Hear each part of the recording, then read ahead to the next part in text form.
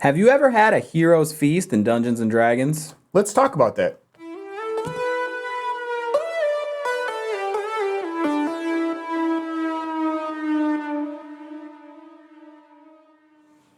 What's up, guys? It's Cole. And I'm Wes here from Rolling Deep. Have you guys ever playing a D&D session that's been going for hours on end and your DM has placed you in a banquet hall or a tavern and there's all these magical and yummy foods floating around you, and at the table your stomach's really starting to growl, and then you become heartbroken because these yummy meals you can't eat in real life?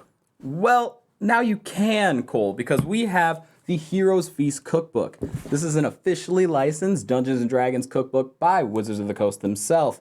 And inside, there are dozens of different recipes that you may encounter on your D&D campaigns. They've actually gone through and conveniently divided it up into 5 different sections: Dwarven, Human, Halfling, Elvish, and Uncommon, which we are not going to be using in today's game. The game is pretty simple. We're going to be given 3 meals made by our lovely crewmates behind the camera. Thank you. And in those 3 meals, we have to guess which of the 4 categories, which were again human, dwarf, elf, and halfling, which they come from.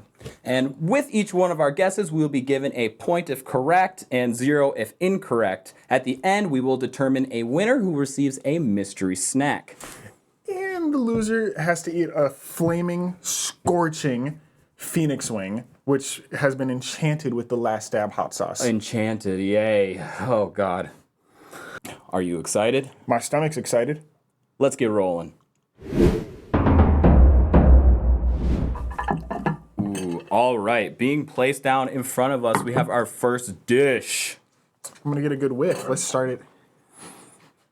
So it's some kind of soup, not to be Captain Obvious or anything. Here you go. I'm not showing you.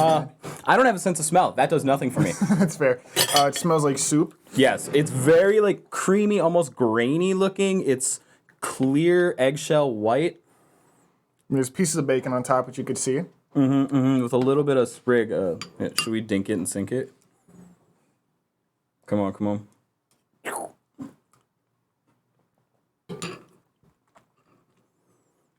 Okay. Oh. I still don't know. It tastes like soup.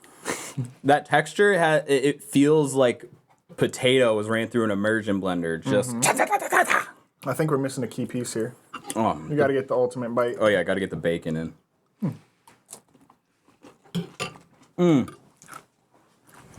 I think I got my guess. It's really earthy. Really earthy. Long day at work. You're coming back from the mines. From the mines. I think this is a dwarven meal, man. Oh, absolutely not. This is coming from harvest potato. This is like field grown crops. We have bacon from the pork. I think this is absolutely going to be a halfling meal. This is hearty. There's not a whole lot of like a exuberant flavor. It's just like a meal that gets the job done, and that's what these halflings are all about. I think that's what the dwarves are about. Where do potatoes grow? In the dirt. Where are rocks? In the dirt where dwarves are from. Can't be my logic. Hold on, I want one more bite before I finalize. I want one more bite. Not to finalize, but because I'm hungry. It's just so bland. It's creamy, but no, not the good way. This is a dwarven meal, man. All right, I'm going to lock in halfling. You know my vote. Ooh. Make sure you unmute and let us know. You have both just eaten potato leek soup. The main ingredients are potatoes, leeks, applewood smoked bacon, thick cut, Yep. celery, and chicken broth. A little bit of the lore.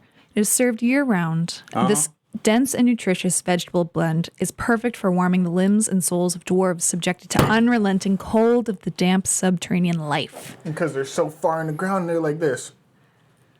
They're like this.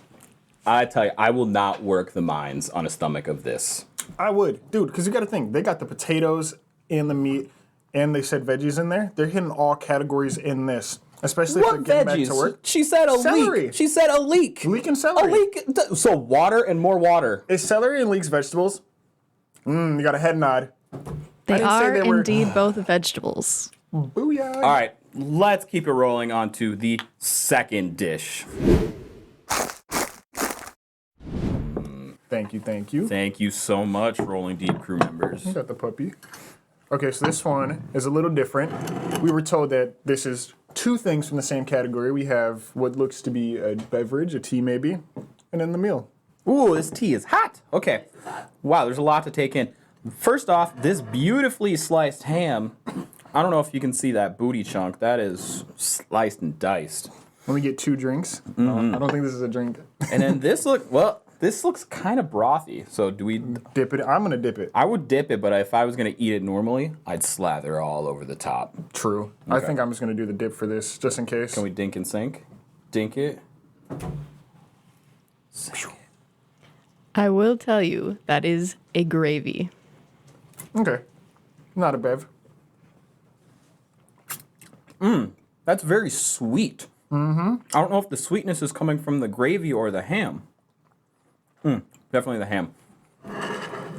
So we have a sweet ham. I need another taste of just the gravy. I'm like, you know what? I'm just going to boss up. Let's just get a little Take a sip. What are you doing, American dipping? in here.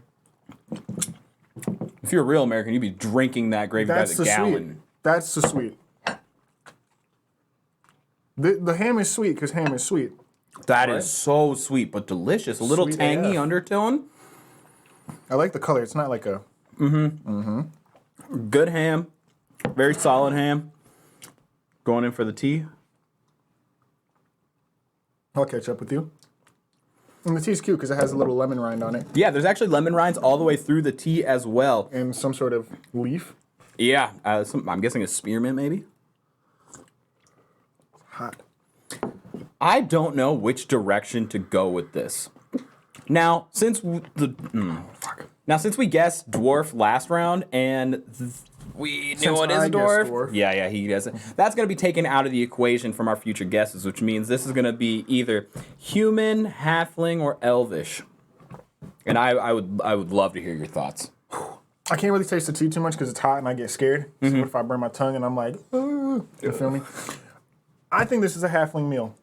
Why? Only because the tea is making me think other things, but I don't think halflings wouldn't drink tea. It's more so, this is so sweet.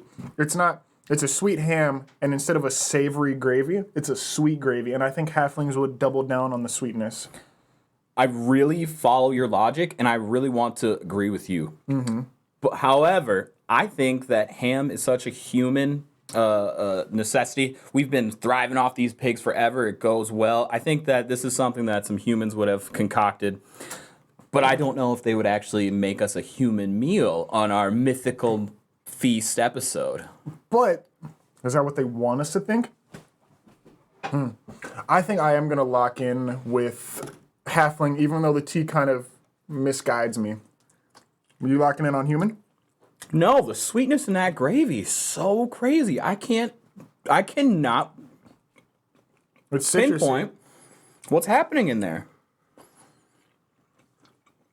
You know, to move it on, I will say human. Okay. Yep. Motherfucker. All right, what do we got? You have both just eaten honeyed ham with pineapple gravy, with the main ingredients being a large ham, honey and pineapple glaze on said ham, and pineapple gravy in that separate dish. Pineapple. So close to a citrus, but Pineapple. Doubling down on that sweet and acidity. And for the tea is mint leaves, that's that leaf you see in the bottom there, ginger chunks, Delicious. and lemon rind and peel for that Ginger zesty chunks. citrus flavor. there's just a fat wad of ginger in there. I just assumed it was another lemon. Yeah, there is a fat wad of ginger in there. Let me fish that out for you. Really photogenic. For the moment of truth, what is the meal from?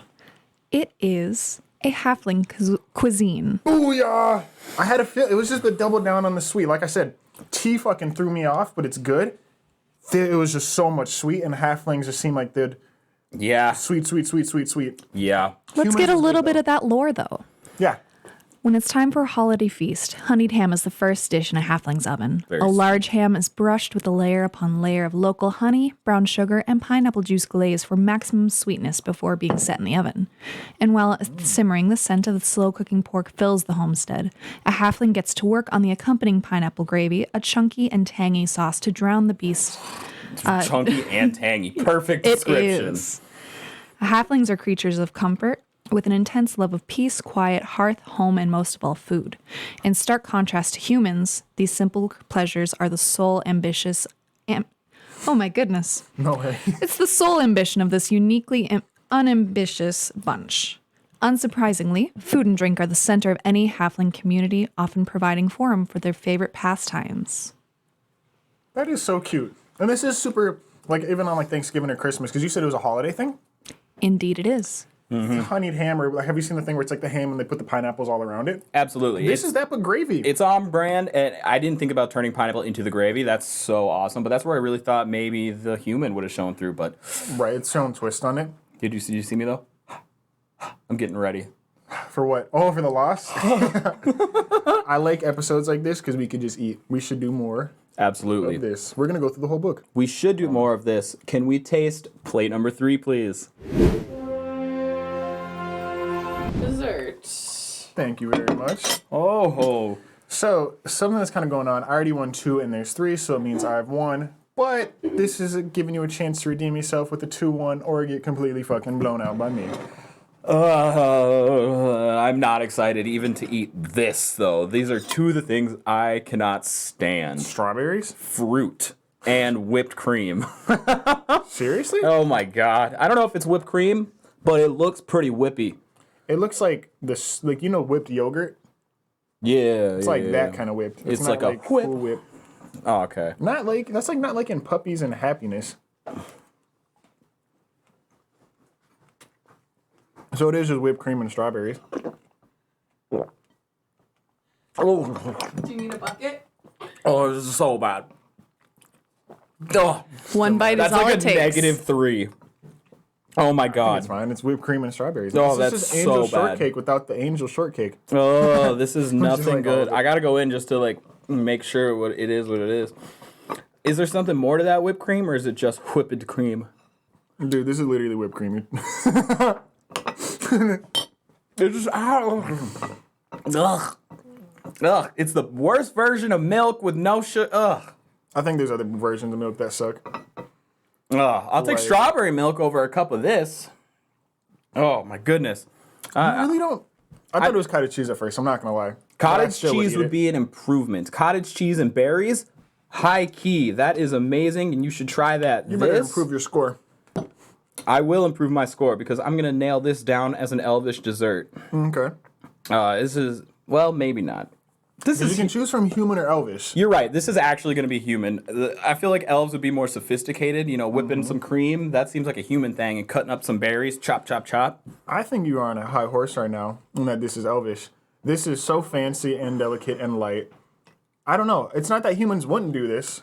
It's just that this is kind of cute and fancy. I could see this at like a brunch spot. Yeah, run by humans. Elves love brunch, and you know it. Dude, you were rolling an L on this one. I am 100% right. This has got to be a human-made creation. We love dairy too much. Rolling deep team. What is this? This is called the Meal's End, an elvish dessert. It is Times 2. Remember when you said I'm going to roll that L? Mm-hmm.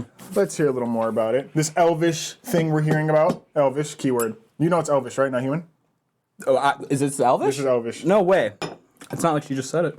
Cole is correct. And the ingredients to this dish are heavy cream, foraged fruit, in this case, strawberries, and crushed meringue cookies to comprise a delightful combination of flavors to offer a light and colorful post-meal elven sweet. That wasn't just whipped cream. I told you that. The cookies are crunched in here? They are indeed. It is mixed heavy cream with a little bit of sugar, adding in a little bit of vanilla, as much as your heart desires. I thought elves Crushed were cookies. lactose intolerant. To my knowledge, following the D&D book of cookbooks, it says nothing of the lactose intolerance of elves. Fair. Bit of a generalization. What isn't a generalization is this next part, because it's gonna suck. Would you prefer to hear some of the lore at all? Yes, please. Fill us in. Let's stall. Elves have a complicated relationship with their food. As timeless, magical, and ethereal beings who can live for more than 700 years, elves view food as one of the few elements that connects them to their mortality. Like most cultures of the multiverse, elves prefer to use ingredients sourced from their immediate environment, and they're primary gatherers and farmers, although thanks to their ready access to magic, they cultivate food for subsistence without having to clear or plow lands. Magic cows, damn it.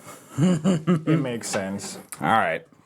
Well, the magic cows doomed me, and now I have to eat our last dab enchanted phoenix wing. Meanwhile, I get a freaking awesome, delicious, yummy, spectacular treat. Okay, they're bringing it in. And this is a human treat then? I believe so. Oh my goodness. Back home, we call this ants on a log. But it's chocolate chips instead of raisins, which is good because I hate raisins. You know why I hate them? Why? Because grapes are so good. Why would you ruin a grape? The sun doesn't ruin a grape. Yes, it does. Then why are grapes better than raisins? Because the sun ruined it. All logic, that makes sense. All I know is this phoenix wing is about to ruin my insides. Do we have a name for my little treat?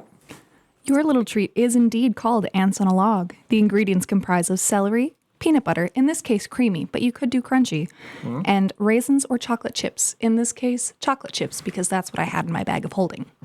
Thank you so much. A little bit of lore on that is you won't last anywhere in the multiverse without a few basic things: a trusty sword, a full water skin, some iron rations, sometimes referred to as journey food. This staple provides essential nourishment for adventurers of all sorts, from the trail-tested travelers of Ansalon and the dungeon-delving explorers of the Flanace. Your mom approved. I'm a creamy kind of guy. I don't like crunch in my butter.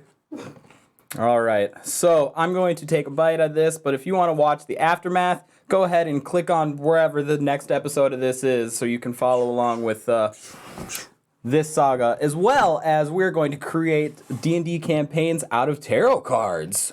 While he's suffering from this super hot sauce.